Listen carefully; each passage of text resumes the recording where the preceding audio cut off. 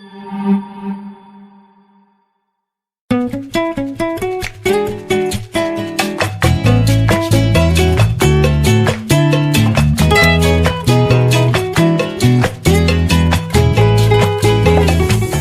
guys, welcome to Po Ame Ame Podcast Rame-Rame.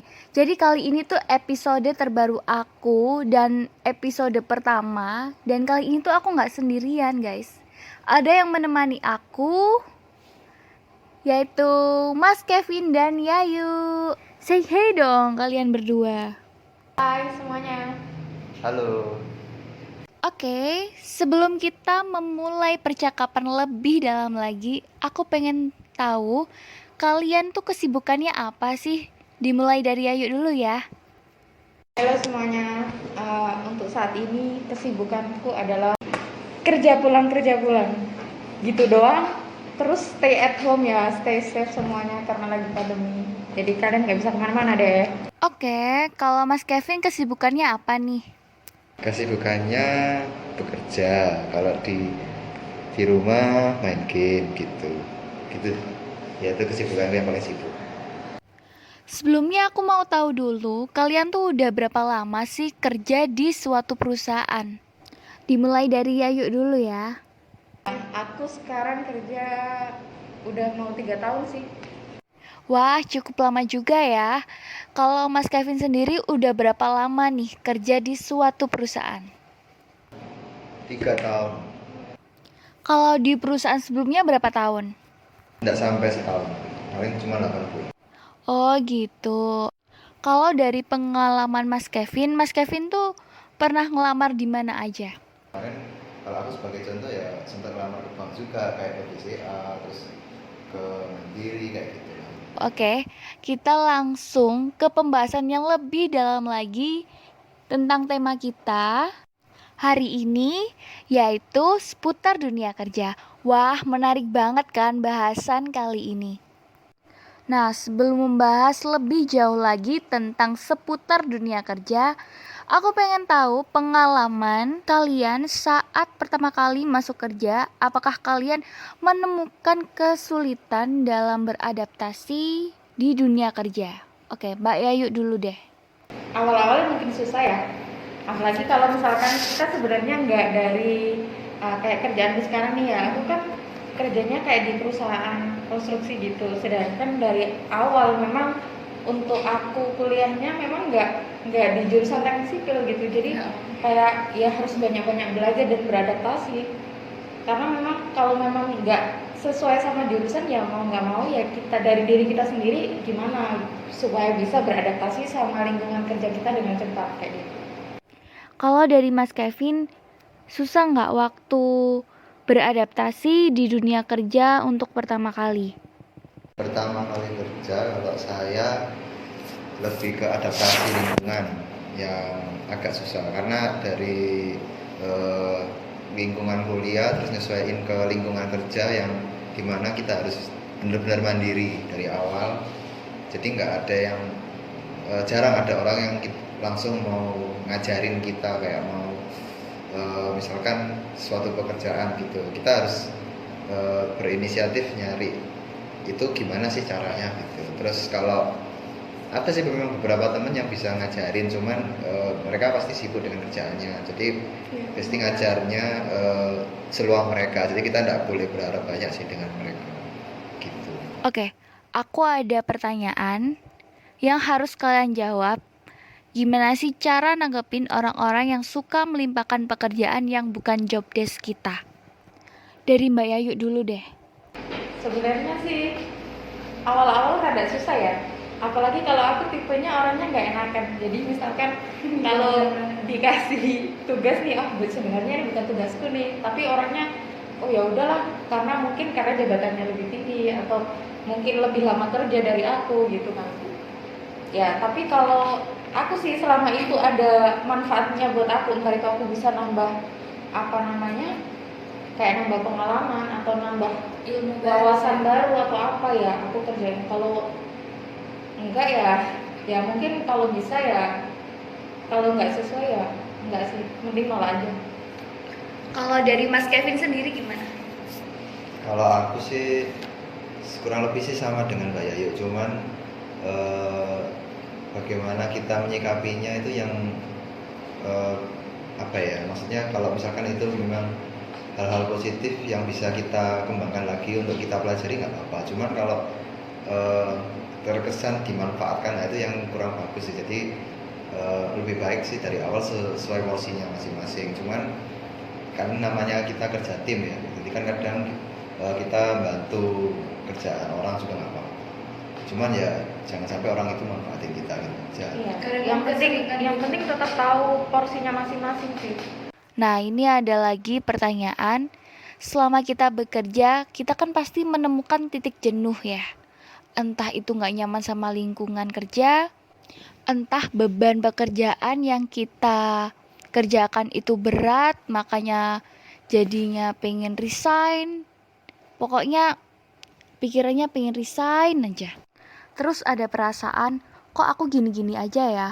Kok aku kurang berkembang sih di sini? Gimana cara kalian menyikapi jika kalian di posisi itu?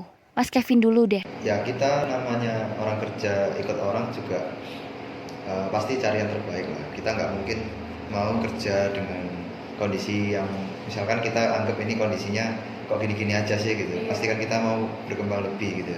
Nggak apa-apa, itu wajar. Yang penting kamu tahu apa ya namanya? Kamu tahu kapasitasmu. Kamu tahu kapasitasmu.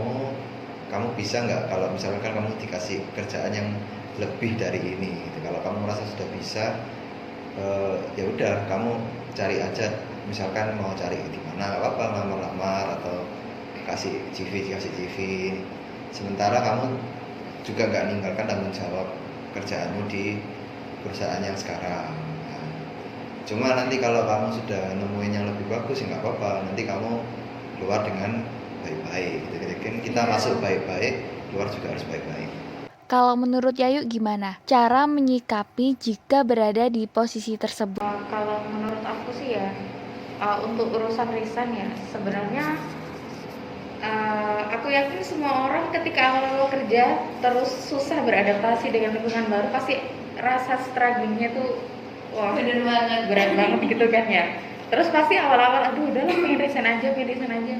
Tapi apa ya, mungkin itu karena suatu proses ya, memang kita perlu adaptasi gitu, adaptasi di lingkungan baru, terus kita kaget, akhirnya kita karena memang belum banyak mikir yang lain, jadi kepikirannya cuma resign gitu kan.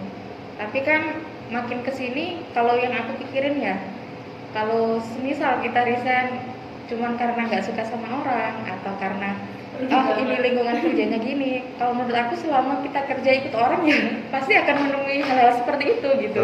Iya, bener banget. Jadi kayak aku sekarang lebih belajar kayak oh ya udahlah, memang orangnya seperti itu, karakternya seperti itu, ya udah. Sekarang aku belajar nyikapin aja. Lebih baik aku belajarnya lebih ke situ aja. Kayak gitu. Aku tuh ada pengalaman. Waktu itu aku pengen resign. Belum ada 1 tahun aku kerja, aku ngajuin surat resign. Lalu bosku bilang gini, selesaikan apa yang sudah kamu mulai. Jadi apapun resikonya kita harus terima dan jalani itu. Entah itu manis, pahit, asin, pokoknya campur aduk. Intinya gitulah. Itu penjabaran versiku ya. Tapi intinya kayak gitu. Jadi kita tuh kalau kerja ya harus komit, konsisten juga. Dan mungkin tanpa sadar bosku mengafirmasi aku. Dan secara gak langsung itu menjadi sebuah pedoman hidup di saat aku bekerja. Oke, next. Kalian pernah gak sih ngerasain kerja udah bertahun-tahun tapi ngerasa stagnan gitu, gak berkembang sama sekali, kayak kok gini-gini aja ya? Pernah gak kalian di posisi seperti itu? Pernah dong pasti. Ya, pernah. Terus gimana sih cara kalian biar kalian itu growth, biar gak sia-sia gitu? Kerja udah bertahun-tahun tapi kok ngerasa gak berkembang. Kan kalian pasti ada cara tersendiri ya untuk growth dan gak merasa stagnan di suatu bidang pekerjaan. Dari Yayu dulu deh. ngerasa stagnan gitu ya. Kalau aku sih lebih ke asas skill-skill baru sih ya. Maksudnya aku capable di apa nih? Mungkin aku bisa ini tapi nggak bisa itu. Nah, aku mulai deh belajar hal-hal baru. Biar apa? Biar kalau seandainya ya amit-amit banget nih ya, tiba-tiba ada pengurangan nih, pengurangan karyawan nih aku kena gitu ya. Aduh, bingung deh nanti kalau aku semisal nggak punya skill baru. Maksudnya kalau skillku cuma itu aja gitu. Sekarang kan kita harus punya something unik gitu dalam diri kita biar kita itu bisa diterima di tempat yang baru atau apa ya kayak gitu sih. Kalau dari Mas Kevin gimana? Kalau dari aku rasa stagnan tuh pasti ada sih dimanapun kerjaannya ya. Cuman kalau kita mau kan stagnan kan berarti kita merasa kita nggak bisa lebih lagi dari ini dari kerjaan kita. Nah berarti kita harus cari sesuatu yang baru, bener kata Mbak Yayu. Kan sekarang kan juga banyak training online yang lagi banyak atau di internet. Nah itu kita bisa manfaatin sih. Nah, cuman kalau memang sudah merasa jenuh banget dengan kerjaannya, ya memang berarti coba kamu evaluasi gitu loh. Kenapa kok ya aku merasa seperti ini? Mungkin apa kerjaanku ini terlalu stagnan atau memang aku yang stagnan gitu kan. Jadi itu sih poinnya. Kalau memang kerasa kerjaannya yang stagnan ya bisa bisa dipertimbangkan untuk cari kerjaan yang bisa lebih meningkat. Nah, kalau kasusnya kerja belum ada setahun, tapi udah ngerasa stagnan dan kurang berkembang, gimana cara kalian jika berada di posisi itu? Dari Yayu dulu deh. Kalau aku sih lebih ke ini ya, apa namanya, ya evaluasi dulu. Maksudnya kalau misalkan stagnan nih, ini karena stagnan kayaknya aku jenuh nih sama kerjaan, mungkin kok rasanya nggak ada perkembangan atau apa, atau aku yang memang nggak aktif untuk bertanya gitu kan. Karena lingkungan kerja itu kan beda ya, ada orangnya yang memang dia itu suka mendidik, maksudnya ngajarin kita ini itu, ngasih tahu banyak hal gitu kan. Ada yang memang ya cuek-cuek aja gitu, harus kita yang aktif kan kayak gitu. Kalau misalkan memang pekerjaannya sebenarnya oke, tapi aku sendiri yang memang stagnan, aduh kok jenuh ya apa, aku pasti kalau aku sih larinya ke ya mungkin liburan atau apa, biar ya sedikit refresh gitu deh otaknya, biar nggak ngerasa jenuh sama pekerjaan, lebih ke gitu aja. Kalau Mas Kevin gimana? Kalau aku pertama kita pasti harus tentuin apa ya namanya goal kita. Kita mau kira-kira kerja di sini sampai kapan, dan maksudnya apa ya namanya milestone yang harus kita capai dalam waktu tertentu. Misalnya di kerjaan, misalnya kita 2 tahun di sini sudah menguasai apa, terus misalkan nggak apa-apa kan, punya angan-angan itu kan nggak ada salahnya. Misalkan 5 tahun lagi aku mau jadi manajer atau apa, misalkan sebagai contoh. Nah, kalau memang kan kamu dari milestone itu kamu bisa lihat kira-kira perusahaan ini bisa nggak ya sesuai dengan aku gitu. Kalau nggak sesuai ya mau cari yang lain juga nggak apa-apa gitu. Yang penting dari targetmu itu aja, tapi nggak mengurangin kualitas kita dalam bekerja gitu. Jadi kalau aku rasa sih tadi pertanyaannya setahun kok merasa stagnan. Kalau setahun sih menurutku masih terlalu cepat bilang stagnan atau enggak gitu. Pertanyaanku kurang dari setahun.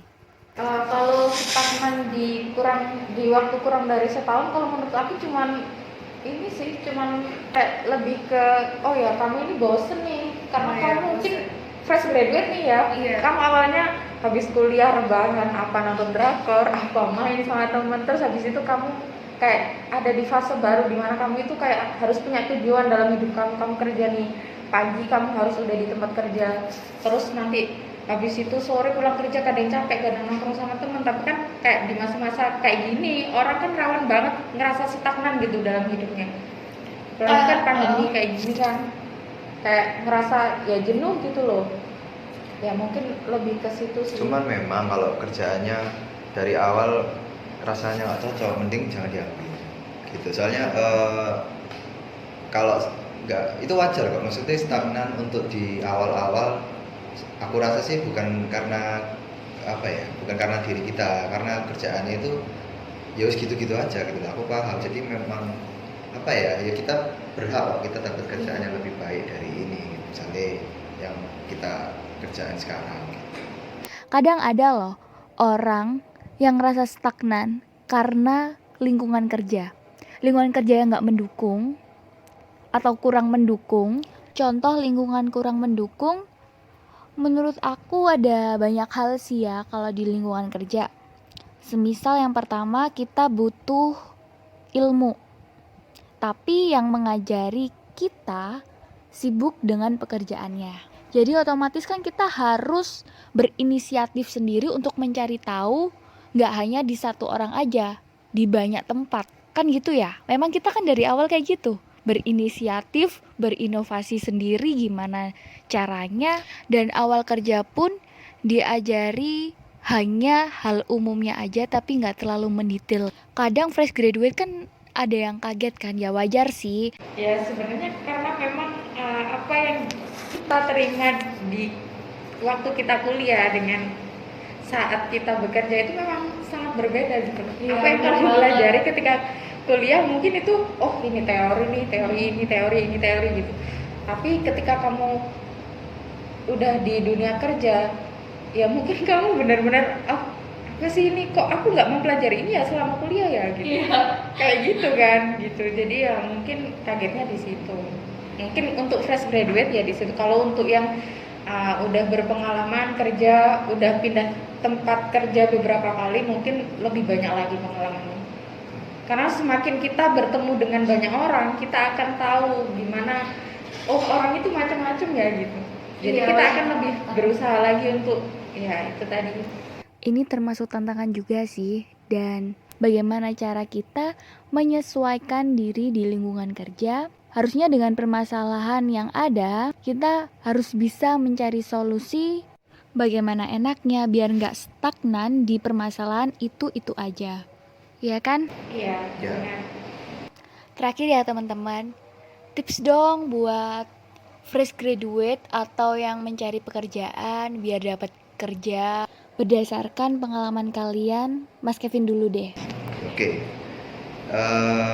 Tergantung, kembali lagi tergantung goal yang mau dicapai. Kalau memang mau butuhnya cepat, ya harusnya mengurangi keegoan untuk tidak bekerja di bidang jurusan kita gitu. Jadi terbuka dengan segala macam pilihan kalau memang kebutuhannya untuk cari pengalaman dan bekerja. Karena nggak menutup kemungkinan kok, kayak aku misalkan teknik sipil mau kerja di bank, mau kerja di marketing, itu nggak apa-apa, itu bukan haram hukumnya gitu kan. Kalau memang ada juga orang yang mau kerja hanya di bidang jurusannya saja, nggak apa-apa gitu loh. Tapi kemungkinan untuk mendapatkannya juga lebih sedikit dibandingkan terbuka lebar untuk segala macam bidang. Kalau versi Yayu gimana? Buat fresh graduate ya, Iya, tipsnya. tipsnya semangat sih. Oh ya, sama banyakin relasi, karena kita nggak akan pernah tahu atau mungkin secara nggak langsung bisa membantu kehidupan kita di masa yang akan datang. Ya untuk teman-teman yang baru fresh graduate jalur corona ini ya, banyak-banyak bersabar dan semangat ya. Karena ya memang keadaan lagi susah, jadi kalian harus bisa manfaatin waktu yang ada. Kalau kalian masih nganggur, ya waktunya dimanfaatkan dengan baik, entah itu mempelajari bahasa baru atau mempelajari skill baru, memantapkan lagi niat kalian dalam bekerja apa ya. Yang penting tetap semangat. Ada pertanyaan tambahan, seberapa pentingkah relasi untuk kalian? Mas Kevin dulu deh. My God. Ya makin kesini sih aku makin paham kalau relasi itu penting untuk kita, terutama dalam bekerja sih. Soalnya link-link apapun itu, terus kita misalkan kita tuh nggak tahu butuh maksudnya membutuhkan sesuatu itu kapan. Jadi kayak aku misalkan keluar dari kantorku yang lama, aku pun juga jaga hubungan baik dengan misalkan bosku yang lama atau teman rekan kerjaku yang lama gitu. Kita nggak tahu kapan kita membutuhkan mereka. Apalagi Iya. kalau di dunia konstruksi, menurutku relasi itu sangat penting sih. Baik itu ke eksternal, ke subkontraktor, ke mandor, ke apapun. Yes. Kalau menurut Yayu gimana? Ya penting banget sih sebenarnya.